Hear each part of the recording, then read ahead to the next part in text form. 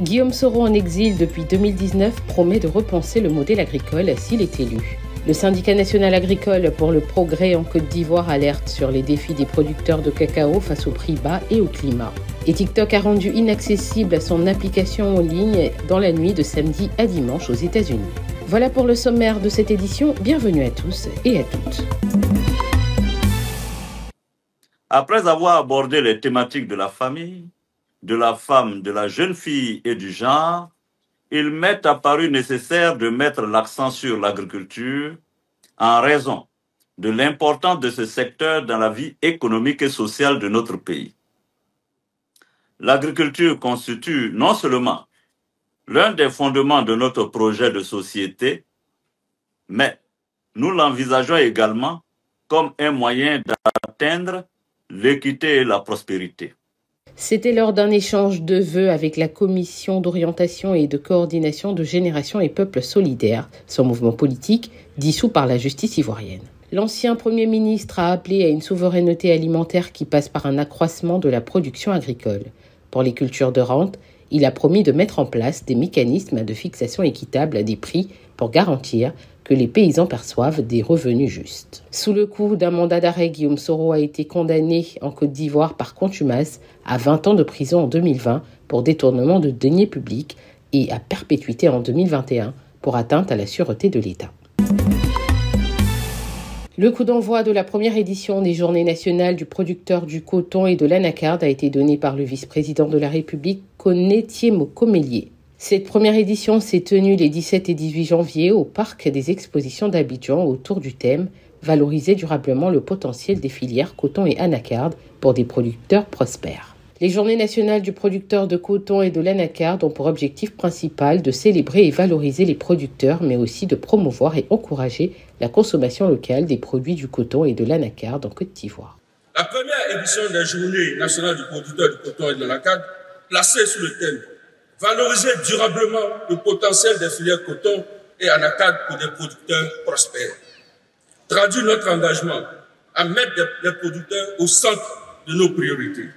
Ce thème nous invite à réfléchir ensemble à des solutions durables, à célébrer nos succès et à construire une vision partagée d'inclusion et de progrès. Que cette célébration soit le symbole de notre engagement commun à bâtir une agriculture ivoirienne moderne et prospère, durable et inclusive, aux côtés de son Excellence M. Alassane Ouattara, notre grand champion. Ensemble, faisons briller nos producteurs et montons au monde leur courage et leur persévérance. 15 prix ont été décernés aux producteurs et aux acteurs de la chaîne du coton et de l'anacarde. Ces journées ont été meublées par des expositions, des conférences, une cérémonie de récompense et de décoration. Le syndicat national agricole pour le progrès en Côte d'Ivoire, SYNAPSI, dresse un bilan alarmant des cacaoculteurs du pays. La baisse de la production, les effets des changements climatiques et surtout la faiblesse persistante des prix représentent pour eux des défis majeurs. En octobre 2024, le prix fixé pour la grande traite à 1800 francs CFA le kilogramme est jugé insuffisant par ces producteurs qui voient leurs revenus gravement affectés. Donc nous avons dit que le reversement qu'on fait là, ça doit normalement revenir aux producteurs. Parce que l'État prend déjà son droit unique de sortie. L'État ne peut pas encore exiger les exportateurs et le COPES, le coopérative qui fait exportation, de reverser obligatoirement leurs bénéfices au trésor. Aujourd'hui, le reversement est plus beaucoup, même que le prix qui est annoncé, attribué aux planteurs. Face à cette situation critique, les autorités ont intensifié la lutte contre la fuite des produits agricoles. L'armée a interpellé plusieurs responsables administratifs et militaires dans le département de Sipilou impliqués dans ces pratiques illégales. En parallèle, les opérations de contrôle le long de la frontière, en particulier dans l'ouest du pays, se poursuivent pour endiguer ce phénomène de plus en plus préoccupant. TikTok a rendu son application inaccessible aux États-Unis dans la nuit du 18 au 19 janvier 2025 avant d'annoncer quelques heures plus tard travailler à son rétablissement.